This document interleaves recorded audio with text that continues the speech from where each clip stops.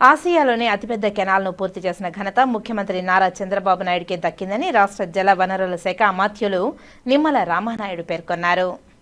శనివారం మధ్యాహ్నం కుప్పం మండలం పరమసముద్రం చెరువు సమీపంలో ఏర్పాటు చేసిన జలహారతి బహిరంగ సభలో రాష్ట్ర జల వనరుల శాఖ మంత్రి మాట్లాడుతూ ఆసియాలోని అతిపెద్ద కెనాల్ను పూర్తి చేసిన ఘనత ముఖ్యమంత్రికే దక్కుతుందని తెలిపారు. HNSS ద్వారా కరువు ప్రాంతమైన రాయలసీమ జిల్లాను ముఖ్యమంత్రి సస్యశ్యామలం చేస్తున్నారని తెలిపారు. నిరంతరం ఆ ప్రాంత అభివృద్ధికై ముఖ్యమంత్రి ఆరాటపడుతున్నారని తెలిపారు. తెలుగుదేశం పార్టీ ఆవిర్భావం నుండి కరువు ప్రాంతమైన రాయలసీమను రతనాల సీమగా మార్చాలని నాటి స్వర్గీయ నందమూరి తారక రామారావు నుండి నేటి ముఖ్యమంత్రి నారా చంద్రబాబు నాయుడు వరకు Teluguganga, Galeru, Nagari, Handrineeva, KC canal, HLLC, LLC, Mylavaram, Jeedipalli, Gollapalli, Chitravathi తదితర జలాశయాలకు అత్యంత నిధులను ఖర్చు చేసి ప్రభుత్వం తమదేనని తెలిపారు.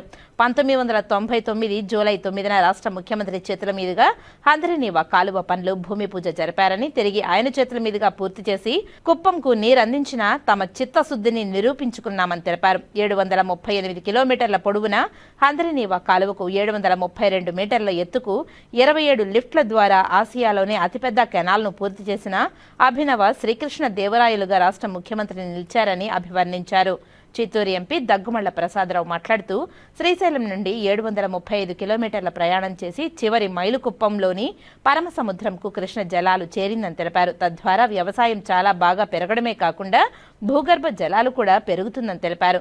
కుప్పం నియోజకవర్గంలోని 530 చెరువులకు నీరు చేరాలని తెలిపారు. అభివృద్ధి, సంక్షేమం రెండు కళ్లుగా రాష్ట్ర ముఖ్యమంత్రి పనిచేస్తూ కేంద్ర ప్రభుత్వం నుండి ఎన్నో నిధులను రాష్ట్రానికి ముఖ్యమంత్రి తీసుకువస్తున్నారని తెలిపారు. భవిష్యత్తు తరాల వారు సీఎం లాంటి వ్యక్తి చేసిన అభివృద్ధి గురించి మాట్లాడుకుంటారని తెలిపారు. ఈ కార్యక్రమంలో ముఖ్యమంత్రి కార్యదర్శి PS ప్రద్యున్మ, జలవనరుల శాఖ ప్రత్యేక ముఖ్య కార్యదర్శి G సాయి ప్రసాద్, జిల్లా కలెక్టర్ సుమిత్ కుమార్, JC విద్యాధరి, కడాపిడి Vikas Marmat, Palamaneru MLA Amarnath Reddy, APS RTC vice chairman Muniratnam Naidu, జిల్లా అధికారులు, కుప్పం RDO శ్రీనివాసులు, ప్రజా ప్రతినిధులు తదితరులు పాల్గొన్నారు. ఈ కార్యక్రమం అనంతరం సభావేదిక సమీపంలో కుప్పం ప్రాంతం అభివృద్ధి సంస్థ మరియు ఆంధ్రప్రదేశ్ పర్యాటక శాఖ ఆధ్వర్యంలో ఏర్పాటు చేసిన కుప్పం ప్రకృతి దర్శిని వాహనాన్ని రాష్ట్ర ముఖ్యమంత్రి ప్రారంభించి కుప్పం ప్రకృతి దర్శిని బ్రౌచర్ను ఆవిష్కరించారు. కుప్పం పురపాలక సంఘం ఏర్పాటు చేసిన సచ్చా రథంను పరిశీలించారు.